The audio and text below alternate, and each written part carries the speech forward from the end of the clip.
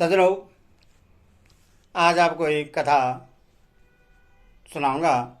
उसको ध्यानपूर्वक सुनें और इस चैनल को लाइक एंड सब्सक्राइब जरूर कर दें। कथा सुनिए। दुर्योधन और कर्ण का राजा युधिष्ठिर, अर्जुन एवं साथी के साथ संग्राम। राजा धृतराष्ट्र ने पूछा, संजय, तुमने कहा है कि युधिष्ठिर ने महारथी दुर्योधन को रथहीन कर दिया था, सो उसके बाद उन दोनों का किस प्रकार युद्ध हुआ? इसके सिवा तीसरे पहर का रोमांचकारी युद्ध भी कैसे हुआ? यह सब वृत्तांत तुम मुझे ही सुनाओ। संजय ने कहा, राजन, जब दोनों ओर की सेनाएं आपस में भिड़ गई तो आपका पुत्र एक दूसरे रथ में चढ़कर संग्राम भूमि में आया। उसने अपने सारथी से कहा, सूत, चल जल्दी से जहाँ राजा युधिष्ठिर हैं वहीं मुझे शीघ्र ले चल। तब सारथी तुरंत ही उस रथ को हाकर धर्मराज के सामने ले गया। दुर्योधन ने फौरन ही एक पैने बाण से उनका धनुष काट डाला। इस पर महाराज युधिष्ठिर ने दूसरा धनुष लेकर दुर्योधन के धनुष और ध्वजा के टुकड़े कर दिए। तब दुर्योधन ने भी दूसरा धनुष लेकर उन्हें घायल कर डाला। इस प्रकार वे दोनों ही वीर अत्यंत क्रोध में भरकर एक दूसरे के शस्त्रों की वर्षा करने लगे। दोनों ही एक दूसरे पर वार करने का मौका देखने लगे। दोनों ही बाणों की चोटों से घायल हो गए तथा दोनों ही बार बार सिंह के समान गर्जना और शंख ध्वनि करने लगे। राजा युधिष्ठिर ने तीर छाती पर चोट की। राजा युधिष्ठिर के तीर वज्र के समान वेगवान और दुर्धर्ष बाणों से दुर्योधन की छाती पर चोट की। इसके बदले में आपके पुत्र ने उन्हें 5 तीक्ष्ण बाणों से घायल कर दिया। इसके बाद उसने उन पर एक अत्यंत तीक्ष्ण लोहमयी शक्ति छोड़ी। उससे आते देख राजा युधिष्ठिर ने 3 पैने बाणों से उसके टुकड़े टुकड़े कर दिए तथा 5 बाणों से दुर्योधन को भी घायल कर दिया। अब दुर्योधन गदा उठाकर बड़े वेग से धर्मराज की ओर दौड़ा। यह देखकर उन्होंने अपने पुत्र पर एक अत्यंत दीप्तिमान शक्ति छोड़ी। उसने उसके कवच को तोड़कर छाती पर चोट पहुंचाई। इससे वह अत्यंत व्याकुल होकर गिर पड़ा और मूर्छित हो गया। इसी समय भीमसेन ने अपनी प्रतिज्ञा याद करके धर्मराज से कहा, महाराज, इससे आप न मारें। यह सुनकर धर्मराज वहां से हट गए। अब आपके पक्ष के योद्धा कर्ण को आगे करके पांडव सेना पर टूट पड़े और उनके साथ युद्ध करने लगे।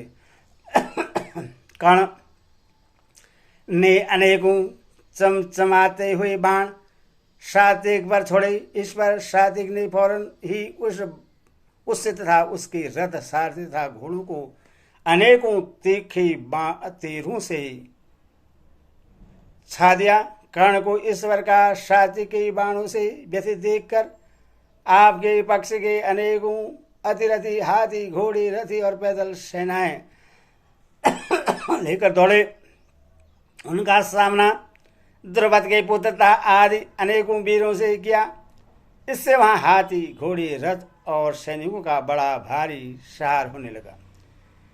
इसी समय पुरुष पर्वर श्री कृष्ण और अर्जुन अपने नित्य कर्म से निपटकर तथा शास्त्रानुसार भगवान शंकर का पूजन कर युद्ध क्षेत्र में आए। अर्जुन ने गाड़ी धनुष चढ़ाकर सारी दिशा विदिशाओं को बाणों से व्याप्त कर दिया।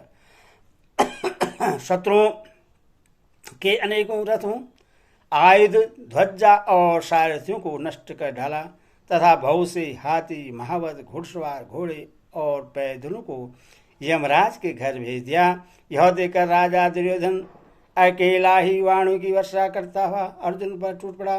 अर्जुन ने 7 बाणों से उसके धनुष, सारथी, ध्वजा और घोड़ों को नष्ट करके एक बाण से उसका छत्र काट डाला।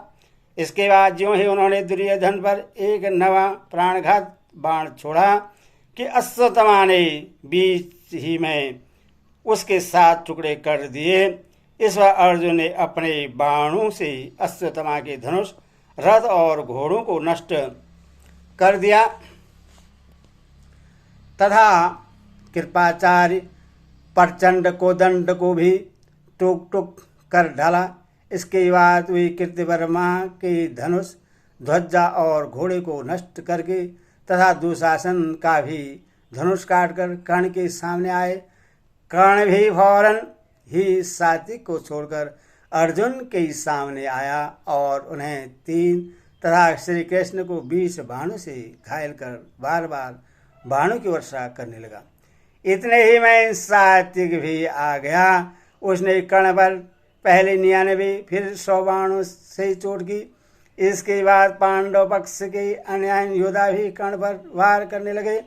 युधामुन्यु, श्रीखंडी, द्रौपदी के पुत्र परभद्रक, वीर उदमोजा, युधिष्व, नकुल, सहदेव, धृष्टद्युम्न, चेदी, कौरस, मत्स्य और कैकेयी देश के वीर तथा चेदिकांत तथा धर्मराज युधिष्ठिर, इन सभी शूरवीरों ने बहुत सी बलवती सेना लेकर उससे चारों ओर से घेर लिया तथा उस पर तरह तरह के अस्त्र शस्त्रों की वर्षा करने लगे।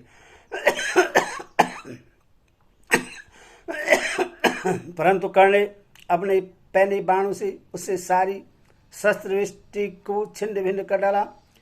बाद की बात में कर्ण की अस्त्र शक्ति से आक्रांत होकर पांडवों की सेना शस्त्रहीन और घायल होकर भागने लगी। अर्जुन ने हंसते हंसते अपने अस्त्रों से कर्ण के अस्त्रों को नष्ट करके संपूर्ण दिशाओं, आकाश और पृथ्वी को बाणों से व्याप्त कर दिया। उनके बाण मुसल और परिघों के समान गिर रहे थे तथा कोई सदघनी और वज्र के समान जान पड़ते थे। इस प्रकार